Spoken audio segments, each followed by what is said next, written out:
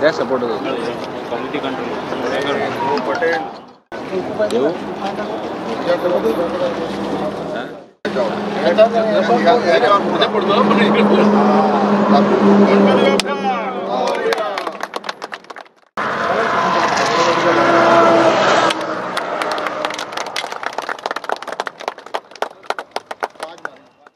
आपलं जे medium cut आहे, आपला सध्या कट आहे बरोबर तिथेच आपला बोगदा येणार आहे 20 मीटरचा जाण्यासाठी आणि येण्यासाठी. म्हणजे जेवढा आपला कट जिथून आपण क्रॉस करतोय आता तिथेच आपला बोगदा येणार आहे. परत याची कनेक्टिव्हिटी हा कंटिन्यू सर्व्हिस रोड जाईल, मस्तान नाक्याचा कंटिन्यू सर्व्हिस रोड पर्यंत येईल. तसंच त्या बाजूचाही तिथून मस्तान नाक्याचा रोड कंटिन्यू येईल. म्हणजे इकडनं आपण सर्व्हिस रोडला जाणार, इथून मनोरमधून जे येणारे लोक आहेत ते सर्व्हिस रोडला जाऊन बोगदा चालून जातील. परत तिकडनं जव्हारच्या अशा वळून परत या रस्त्याला येईल. प्रॉब्लेम आपल्याला बंद होणार हा रस्ता बंद नाही. पाटील तुम्ही बोला ना, बोला. सांगता ते बरोबर आहे. आमचं म्हणणं काय आहे, हा रस्ता आहे ना, हा त्या ह्याला सेपरेट बोगदा ठेवून कनेक्ट केला पाहिजे हा रस्ता. बरोबर. म्हणजे तो तुमचा बोगदा होणार आहे ते आम्हाला माहिती आहे. तो बोगदा होणार आहे, पण इथं काय हे तर बंद होणार आहे. बंद ना, बंद होणार का नाही? मग इथं बोगदा पाहिजे ना. आता लाकडं इथून या जंगल आहे, या पाण्यातल्या बाया लाकडांना जातात, कुठेही जातात. शेती आहे, मग ते कुठून जाणार? बोगदा इथं पण बोगदा पाहिजे ना. आपल्याला सेपरेट रस्ता ठेवला ना जायला. सेपरेट रस्ता आहे तो वसंत शेठ, आम्हाला माहिती आहे तो सेपरेट रस्ता ठेवलेला आहे. ते पण आम्हाला समजतं. आमचं म्हणणं आहे का इथं जो कनेक्ट रस्ता आहे इथून तिथे जायला पाहिजे ना. आम्हाला माहिती आहे इथं बोगदा पाहिजे ना. 100 मीटरचं अंतर, 125 मीटरचं अंतर आहे. 1911-12 पूल झाला तो मस्ताना. त्यावेळेस त्याला आयआरबीआयने आम्हाला चुकी केली. त्यावेळेस हा पूल व्हायला पाहिजे होता. ब्रिज लक्षात आलं. 2000 लोक मेले त्याच्यात, जास्त आदिवासी मेले. 2012 पासून आजपर्यंत 2000 लोक मेलेले आहेत आणि विधवा बाया झाल्यात. काय साहेब, तर याला जबाबदार आयआरबी आणि आमचे स्थानिक लोक पण आहेत त्याच्यात. नाव नाही घेत नाही, पण याला जबाबदार आहे ते. यांना तर भोग बघायचाच आहे, लक्षात घ्या. कारण इथे 2000 लोक मेलेले आहेत साहेब. हे फार मोठं हे आहे. तुम्हाला का तो 11-12 जे आरबी होना म्हणतात. 11-12 पे हुआ ये जब भी होना मांगता था ये. तो इतने आदमी 2000 मरे और ज्यादा आदिवासी मरे, सबसे ज्यादा. तर मुस्तफा राऊतच नव्हे, पांडुरंग गवारी या ठिकाणी आपलं म्हणणं या ठिकाणी मांडलेलं आहे. खरोखरच माणूस एकदा जन्म घेतो, पुन्हा जन्म घेत नाही. आणि म्हणून याच्या प्रतिकूल परिस्थितीमध्ये या हायवेमध्ये या ठिकाणी मनोहर विक्रमगडवरनं त्या ठिकाणी जेव्हा आपण प्रवास करतो तर येणारे इतके जोरात म्हणजे उत्तर दक्षिण येणारे जी वाहनं जी आहे प्रचंड जोरामध्ये, काही 120, काही 110, काही 100, काही 90, काही 80 इतक्या स्पीडनं या ठिकाणी वाहनं येत असतात. आणि परिणामी स्वरूप या ठिकाणी आता ज्यांच्या गाड्या आहेत त्यामध्ये थोडंफार ते वाचतात, पण आमचा आदिवासी बांधव आणि म्हणून खऱ्या अर्थाने त्या ठिकाणी जेवढे जे कलवट आहे हे कलवट पूर्णपणे त्या ठिकाणी ब्लॉक झालं. आणि बालदीपाडा असेल, घोडबंदरच्या त्या ठिकाणी पहाडावरनं येणारं जे पाणी आहे, पहाडावरनं येणारे पाणी आहे त्या ठिकाणी पाण्याचा प्रवाहात असतं. त्या ठिकाणी पावसामध्ये मोठ्या प्रमाणात त्या ठिकाणी पाणी साचत होतं. आणि पाणी साचत असल्यामुळे त्या ठिकाणी परिणाम स्वरूप त्या म्हणजे इतकं पाणी साचत होतं की त्याला पाणी जायलाच दुसऱ्या गटाला दिसत नाही.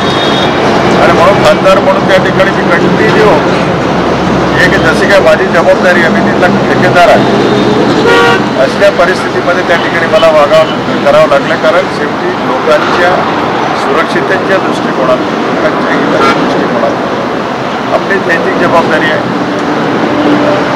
ज्यांच्या विधानसभेचा मतदारसंघ त्या भागामध्ये आहे, त्या इमारतीमधनं सुद्धा बाहेर उतरत बाहेर उतरत नाही, इतकी वाईट परिस्थिती आहे. पण मी खासदार म्हणून एवढा मोठा मतदारसंघ असताना सुद्धा आपण त्या ठिकाणी करण्याचा प्रयत्न केला. त्यानंतर माझ्या लक्षात आलं या ठिकाणी मेंढवण घाट, मेंढवणचं जे आपलं कर्विंग आहे, मेंढवणच्या कर्विंगच्या ठिकाणी सुद्धा त्याला सरळ करणं गरजेचं आहे. चीजपाडा आहे, चीजपाडाला त्या ठिकाणी सबवे नाही, कारण त्याचं कारण सांगितलं जाते की इरिगेशनचे कॅनल आहे आणि म्हणून मी त्या एक्झिक्युटिव्ह इंजिनियरची पण बैठक घेतली, ते द्यायला तयार आहे. पुढच्या वेळेस आपण त्या ठिकाणी जे प्रोजेक्ट डायरेक्टर आहे त्या प्रोजेक्ट डायरेक्टरला आपण त्या ठिकाणी बोलवणार आहोत.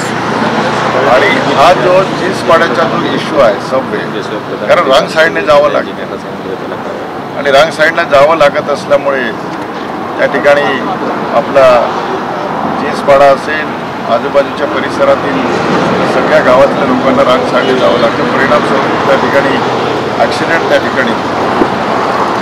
आणि म्हणून हे सगळं टाळण्यासाठी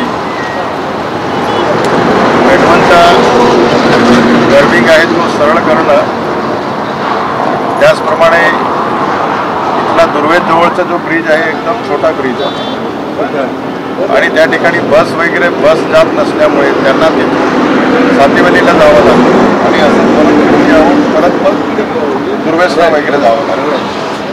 आणि दुर्वेसवानं जाणारी जवळजवळ 10 ते 12 गावं आहेत. आणि अशा पद्धतीने आता तो ब्रिजसुद्धा आता आपण मोठं करायचं, उंच करायचं माझा म्हणजे आपला प्लॅन आहे, ते सुद्धा आपण करू. त्यानंतर आता नांदगावचा म्हणजे आरोग्य आहे, म्हणजे आपलं आरोग्य म्हणजे काय म्हणते की ब्रिज ओव्हर आहे.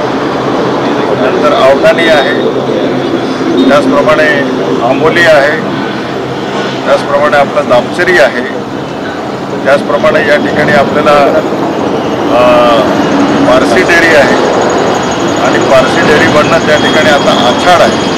आछाडला सुद्धा असाच आपण त्या ठिकाणी कारण आछाडला सुद्धा आतापर्यंत 2,500च्या आसपास त्या ठिकाणी आदिवासी बांधव नव्हे म्हणजे अन्य कुठल्या जाती धर्मातील लोक त्या ठिकाणी मोठ्या प्रमाणात त्या ठिकाणी दगावलेले आहेत. आणि म्हणून मित्रांनो, या ठिकाणी खऱ्या अर्थाने काही लोक राजकारण करतात. आपल्याला माझं काय राजकारण करायचं काय संबंध येत नाही. मला काही शेवटी मी कुठल्याही पक्षात असलो, मला शेवटी लोकांची सुरक्षितता आणि लोकांची सुरक्षितता महत्त्वाची आहे. आपल्याला शेवटी प्रत्येकाचा एखाद्याचा प्राण वाचला तर शेवटी कसं आहे की मी मगाशी सांगितलं की माणूस एकदाच जन्म घेतो, पुन्हा पुन्हा जन्म घेतो. त्या माणसाची सुरक्षितता ही सगळ्यात महत्त्वाची. म्हणून याबरोबर आपण अनेक ब्रिज आपण या ठिकाणी म्हणजे आपण करतो आहोत. मला आशा आहे की या ठिकाणी निलगड बडोदा हायवेचे सुद्धा त्या ठिकाणी अनेक प्रश्न प्रलंबित आहेत. हायवेचे प्रश्न प्रलंबित आहेत, त्या बुलेट ट्रेनचेही प्रश्न प्रलंबित आहेत. आणि म्हणून असे एक ना अनेक प्रश्न जे आहेत ते आपण त्या ठिकाणी क्लब करू, ते आपण त्या ठिकाणी सोडवण्याचा निश्चितच आपण प्रयत्न करू. मला आशा आहे की आपण सगळ्यांनी जर एक सामुदायिकरित्या, सार्वजनिकरित्या एखादा प्रश्न सोडवताना त्या ठिकाणी काही टेक्निकली जरी अडचणी आल्या तरी त्या ठिकाणी आपण कशा पद्धतीने सामुदायिकरित्या येऊन आपण कसं सोडवलं पाहिजे. आणि म्हणून त्या दृष्टिकोनातून या ठिकाणी निश्चितच आज आपण त्याची सुरुवात करतो आहोत. या भागातील विक्रमगडकडे, कारण बोरंड्याला मी बघितलं, बोरंड्याला जो बसचा ॲक्सिडेंट झाला आणि मी त्या दिवशी जव्हारला एका कार्यक्रमासाठी जात असताना मी बघितलं, कारण त्या बसमध्ये ज्या पद्धतीने ज्या डंपरने अत्यंत चुकीच्या दिशेने, चुकीच्या पद्धतीने त्याने त्या ठिकाणी ड्रायव्हिंग, त्याला झोपेत असेल किंवा दारू प्यायला आणि शेवटी ॲक्सिडेंटमध्ये कोणाचं नुकसान झालं, सगळे आदिवासी लोक होते, मुस्लिम महिला होत्या, आगरी आणि आपल्या कुणबी समाजातल्या महिला होत्या. प्रचंड अशा प्रकारचे त्या ठिकाणी आक्रोश त्या ठिकाणी मला ऐकायला मिळाला. माझ्या आयुष्यामध्ये मी असं पहिला जसा प्रसंग बघितला, पण मी आयडिया केली की म्हटलं की खरं म्हणजे लोकांमध्ये माणुसकी अजूनही आहे आणि म्हणून त्या ठिकाणी खाजगी गाड्यावाल्यांना सगळ्यांना मी थांबवलं. म्हटलं एकालाही पुढे जायचं नाही, या लोकांना पहिल्यांदा तुम्ही मनोरच्या हॉस्पिटलला ॲडमिट करा किंवा आस्था हॉस्पिटलला ॲडमिट करा. आणि खरोखरच त्या ठिकाणी लोकांनी खूप चांगलं सहकार्य केलं आणि म्हणून बोरांडेसारख्या सुद्धा अशा काही घटना त्या ठिकाणी घडू नये आणि त्या संदर्भामध्ये सुद्धा पोलीस डिपार्टमेंट, महसूल डिपार्टमेंट आणि जनता यांच्यामध्ये जर योग्य प्रकारे समन्वय असेल तर आपण चांगल्या प्रकारे